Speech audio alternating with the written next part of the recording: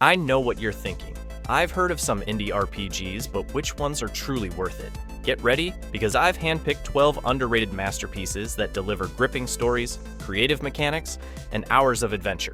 These aren't big budget titles, but they're indie RPGs you absolutely cannot miss. Dark Deity throws you straight onto the battlefield with a familiar setup.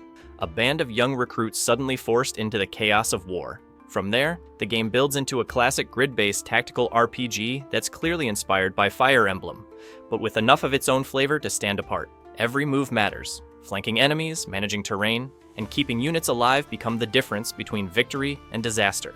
The cast is one of the highlights. Dozens of unique characters join your army, each with their own classes, abilities, and branching promotion paths. Watching them grow over time is satisfying, especially when you start tailoring units to complement each other in clever ways. No two teams will look the same, and that variety keeps you experimenting throughout the campaign. Instead of punishing mistakes with permanent death, Dark Deity uses Grave Wounds. A character who falls in combat isn't gone forever, but their stats take a permanent hit. It's a clever compromise that keeps tension high without forcing you to restart entire battles. Losing a unit still hurts, but it doesn't end your run. It changes how you adapt going forward. Progression systems add even more depth. From weapon upgrades to class promotions, the game constantly pushes you to refine your army and find new strategies. Combined with map designs that demand smart positioning, the battles stay engaging from start to finish.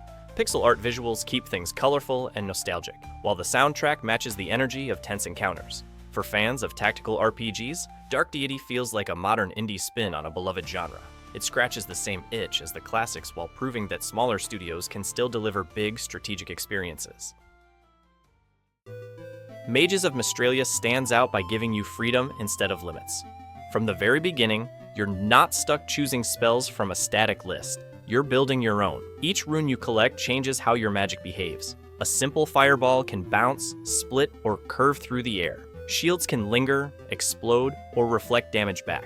It's a system that encourages constant experimentation, and that creativity becomes the game's biggest strength. You play as Zia, a young mage exiled after her powers awaken. The world around her fears magic, but her journey is less about acceptance and more about discovery. The narrative sets the stage, while the real fun comes from using your imagination. Every dungeon, puzzle, and enemy encounter is an invitation to test out new ideas. Sometimes you'll craft the perfect rune setup, other times you'll improvise something chaotic that still gets the job done. Both feel rewarding. Combat naturally grows from this freedom. You're not locked into the same strategy. Instead, you adapt your spellbook on the fly. One fight might see you freezing foes with icy traps, the next chaining lightning across a room, or building fiery shields to hold back swarms of enemies. Because every player approaches spellcraft differently, no two playthroughs ever look the same. The presentation ties it all together with colorful storybook visuals and a light, memorable soundtrack that keeps the mood adventurous. It's charming without trying to overwhelm you with spectacle. What makes Mages of Mystralia special is how it flips the idea of being a mage. You're not just casting spells, you're inventing them. That freedom gives the game a unique identity and makes it one of the most creative indie RPGs of its kind. Druidstone takes the tactical RPG formula and trims it down to its essentials: fast battles, clever puzzles, and just enough story to keep you hooked. It comes from the creators of Legend of Grimrock, but instead of first-person dungeon crawling, here you get tight, grid-based encounters that feel like a mix of strategy game and tabletop skirmish. Every mission is handcrafted. Instead of wandering through random fights, you're placed into carefully designed scenarios where the challenge is about making the most of limited tools. Enemies are tough, and the battlefield often throws hazards or objectives at you that force you to adapt. Because the number of turns or moves is usually limited, each decision carries weight. It feels less like grinding and more like solving a puzzle where strategy is the key. You control a small party of heroes, each with unique abilities. One might focus on heavy attacks, another on range support, while spells add variety to how you approach each map. Progression isn't about endlessly stacking stats, but about learning smarter tactics, unlocking new skills, and using them at the right time. The balance between simplicity and depth is what makes it shine. Visually, the game mixes colorful environments with a hint of mystery. Lush forests, ancient ruins, and mystical stones that give the Menhir forest its name. The presentation isn't flashy, but it has a clean, polished style that makes it easy to focus on the action. Instead of trying to overwhelm with size or spectacle, Druidstone keeps things sharp and focused. It's a tactical RPG that respects your time, challenges your brain, and leaves you satisfied after every battle. Sometimes the best thing about an RPG is how unpolished it feels, and Gedonia is a perfect example of that. It's an open-world indie made by just one developer, and you can feel the passion behind it. There are no flashy cutscenes, no hand-holding tutorials, no endless checklists, just you, a character, and a big world asking to be explored. It feels raw in a good way, like stepping back into those early 2000s RPGs where curiosity mattered more than polish. The freedom hits you right away. Sure, there are quests, but they never feel like a leash. You can choose to follow them, ignore them, or get sidetracked by something completely different. Maybe you'll stumble on a dungeon, find a hidden chest in the woods, or get caught up with one of the factions spread across the map. The game doesn't nag you to stay on track, and that sense of wandering makes the world feel alive. Combat is simple, but flexible. You can spec into melee, ranged, or magic, and the skill trees let you mix things up without overwhelming you with stats. It's the kind of system that's easy to pick up yet deep enough to keep you invested for a long run. Add in the loot hunts and the random encounters sprinkled across the land, and there's always a reason to keep pushing a little further. The graphics won't blow anyone away, but they don't need to. There's a charm to how straightforward everything looks, and with the soundtrack in the background, it builds that cozy vibe of an RPG you play for the journey, not the spectacle. What makes Gedonia stand out is that it feels genuine. It's rough, sure, but that roughness carries honesty. If you're in the mood for an RPG where discovery is the real reward, this is one of those indies that quietly delivers. Deserts and RPGs usually feel like a stop along the way, but in Sands of Salzaar, the desert is the entire stage. It's a place of shifting sands, nomadic tribes, and ancient ruins, where the scale of the map is as intimidating as it is inviting. The game doesn't tell you where to go or what to be. It simply sets you loose in a world full of factions and opportunities, and every choice becomes part of your personal tale. The mix of mechanics makes it stand out. One moment you're managing resources and building an army, the next you're exploring towns, negotiating with rulers, or stumbling into a dungeon that holds relics from forgotten ages. Large-scale battles unfold with the chaos of strategy games, while the smaller quests give the experience a more personal touch. The world itself feels alive. Caravans cross the dunes, rebels rise against authority, and the political landscape shifts with or without your involvement. Sometimes just traveling from one city to another feels like an adventure in itself, as you never know what kind of story event might unfold on the road. Its art style favors bold colors, painting the desert in tones of gold and crimson, while the soundtrack reinforces the sense of vastness with sweeping melodies. It's not a polished AAA production, but that raw energy is part of the appeal. You feel like you're uncovering something unexpected each time you play. Instead of being another RPG where the story is handed to you, Sands of Salzaar thrives on unpredictability. It's about wandering without certainty, about testing paths, and watching how the world reacts. And that unpredictability is exactly what makes its desert so captivating. Every now and then, an indie RPG comes along that feels like a love letter to the golden age of JRPGs, and Earthlock fits that perfectly. It doesn't try to reinvent the genre with flashy gimmicks. Instead, it captures the spirit of those late 90s adventures while giving everything a modern polish. The result is a game that feels both familiar and fresh, like discovering a lost PlayStation 2 gem that somehow arrived years later. The first thing that stands out is the turn-based combat. It's straightforward, but it carries enough depth to keep you thinking about your moves. Characters work in pairs, unlocking synergies and skills that reward smart planning without overwhelming you with menus. It's the kind of system that makes every encounter matter while still keeping things accessible. Exploration leans into the same vibe. The world of Umbra is colorful, filled with deserts, forests, and small towns that feel like they came straight from classic JRPG settings. You're free to wander, pick up side quests, and dig into a story that mixes lighthearted moments with more serious undertones. There's a rhythm to it that feels cozy. Progress when you want, pause when you don't. Visually, Earthlock is charming without trying to be overly flashy. Its clean style and bright palette give it a timeless quality, and the soundtrack ties it all together with melodies that wouldn't feel out of place in a retro RPG. What makes Earthlock stand out is its balance. It respects the old school formula, but trims away the grind and frustration that sometimes weighed those games down. For anyone who still craves the comfort of classic turn-based adventures, this indie scratches that itch in the best way. Most RPGs make you feel like a hero from the very first step, but Outward takes a completely different approach. Here, you're not a chosen one or a legendary warrior. You're just a regular traveler trying to survive in a harsh world. That design choice changes everything. Suddenly, managing hunger, cold, and exhaustion becomes just as important as swinging a sword or casting a spell. The game leans heavily into survival mechanics. You need to prepare before leaving town, pack food, set up camps, and watch your stamina. Battles are unforgiving, not because enemies are impossible, but because the smallest mistake can turn into disaster. Instead of saving the world, you're simply trying to stay alive long enough to see what's over the next hill. But that difficulty comes with a reward: immersion. The sense of vulnerability makes every victory sweeter, every journey into the wilderness more meaningful. Discovering a new region or stumbling into a hidden cave doesn't just feel like checking a box, it feels like you earned it. One of its strongest features is co-op. Exploring with a friend changes the entire experience. Suddenly, the hardship feels shared and the victories feel doubled. Splitting responsibilities, watching each other's backs, and setting up campfires together creates a rhythm that few RPGs capture. I'll admit, the first time I played Outward, I struggled. It wasn't easy to adapt to the slower pace and harsh rules, but after a while, I started to appreciate the way it forces you to think like an adventurer, not a superhero. It's the kind of game that tests your patience, but when you finally push through, it gives back something no other RPG quite delivers.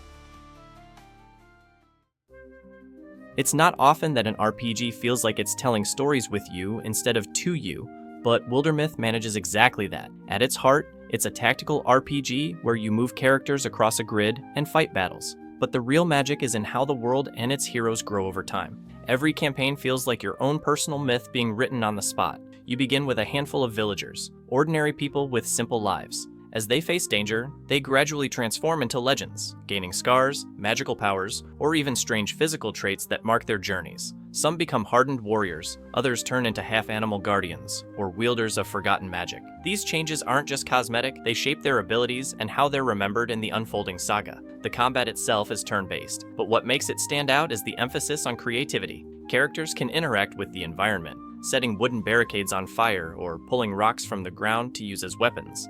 It's tactical without being overwhelming, giving each encounter a puzzle-like feel. But the real hook lies outside the battlefield. Wildermyth is full of small story vignettes, little choices and events that define who your heroes are and what kind of world they leave behind. When campaigns end, characters can retire, pass down their legacy, or even return in future adventures as seasoned veterans. Over time, you're not just playing battles, you're building a generational tapestry of legends. If you're looking for an RPG that breaks away from the predictable and instead gives you the feeling of writing your own folklore, Wildermyth is the kind of experience you simply shouldn't miss.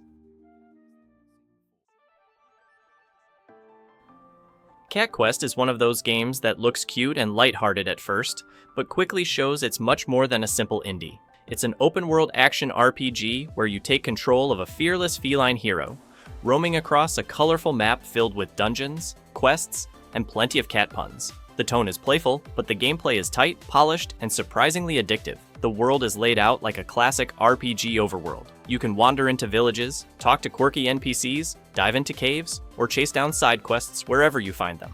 Exploration feels natural and rewarding, as the map constantly tempts you with something new, just a short walk away. It's simple to navigate, but packed with secrets, making it hard to resist the urge to keep playing just one more dungeon.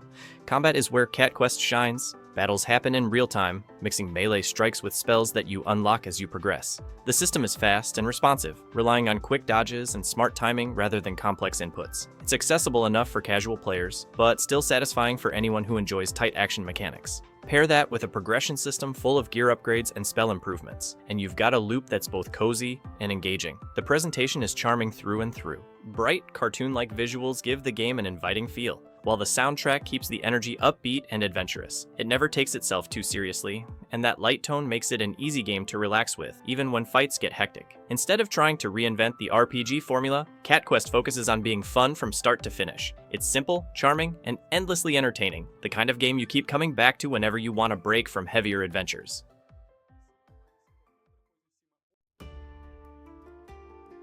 If you've ever wanted an RPG that feels like running your own mercenary company, the Iron Oath nails that fantasy. This is a tactical RPG where every decision matters, not just in battle, but in how you manage the people who fight for you. It's the kind of game where victories feel earned and mistakes follow you long after the fight is over. The core is its turn-based combat. Maps are grid-based, with enemies that hit hard and punish careless moves. Positioning is everything, and even a single slip can cost you a soldier. What keeps it exciting is how varied each encounter feels. Different environments, abilities, and enemy types force you to adapt on the fly. It's tough but never unfair, and pulling off a perfect plan is incredibly satisfying. Outside of combat, the game shifts gears into management. Your mercenaries aren't faceless units. They have personalities, traits, and even limited lifespans. They age, retire, or sometimes die in battle, forcing you to constantly recruit and train new blood. That cycle gives the campaign a sense of progression that feels alive, like you're watching the history of your company unfold with every contract you take. The world itself adds another layer of weight. Cities rise and fall, factions fight for dominance, and your choices affect who trusts you and who doesn't. It feels less like a scripted story and more like a sandbox of consequences, where your mercenary band carves out its own reputation. The Iron Oath stands out because it blends sharp tactical gameplay with the thrill of long-term strategy. It's punishing, yes, but also rewarding in a way that few RPGs manage to pull off. For anyone who loves the mix of combat and management, this is one of those indies that hooks you and doesn't let go. The first thing you notice about In Stars and Time isn't the combat or the graphics. It's the strange feeling of déjà vu the game keeps throwing at you. Every step, every battle, every conversation seems familiar until you realize that's exactly the point. The game traps you in a time loop, and instead of fighting against it, you start to understand the beauty of reliving the same moments, but with new knowledge each time. From there, you guide a small party through dungeons, towns, and story events. But death never really ends the journey, it resets it. Each failure carries lessons forward, turning repetition into progress. Rather than relying on endless grinding, the design rewards patience and observation, teaching you to see patterns and opportunities hidden inside the cycle. The turn-based battles are classic at first glance, yet the loop makes them different. Winning isn't always the main goal. Learning is. That shift in perspective changes the rhythm of the whole game, making every fight part of a bigger puzzle. Characters give the loop its heart. Their quirks, doubts, and humor come to life in dialogue that feels both lighthearted and bittersweet. Seeing them react in slightly new ways, each cycle adds layers to their personalities, reminding you that time doesn't erase emotion. Simple pixel visuals and a calm, shifting soundtrack support the story without distraction, letting the weight of the loop speak for itself. In the end, In Stars and Time doesn't try to overwhelm with size or spectacle. It keeps things small, clever, and personal, and that's exactly what makes it stand out.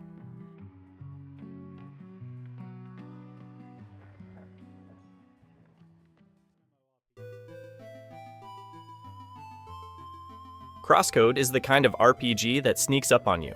At first, it looks like a nostalgic throwback. Pixel art, top-down exploration, and a colorful world straight out of the 16-bit era. But the more you play, the more it reveals just how ambitious it really is. This isn't just a retro homage, it's one of the smartest and most polished indie RPGs of the last decade. The setting is clever. You're playing as Leah, a character inside an MMO world, with quests, guilds, dungeons, and all the tropes you'd expect from an online RPG. But instead of being a parody, CrossCode uses that structure to build a story full of mystery and charm. Leah herself can't speak, and that limitation adds a surprising emotional depth as she connects with others in the virtual world. Gameplay is where it hooks you. Combat is real-time and fast-paced. Mixing melee strikes with projectile attacks, it feels fluid, with plenty of room for skill-based play, dodging, and chaining combos. Then the puzzles hit. Intricate, clever challenges that use the same mechanics as combat. Some dungeons are almost Zelda-like, testing your brain just as much as your reflexes. Progression ties everything together. Leveling up, collecting gear, and unlocking new abilities all feel rewarding without drowning you in endless menus. The game always gives you a reason to keep pushing forward, whether it's for story, loot, or just the joy of solving its brilliant puzzles. Visually, the pixel art is gorgeous, with smooth animations and environments packed with detail.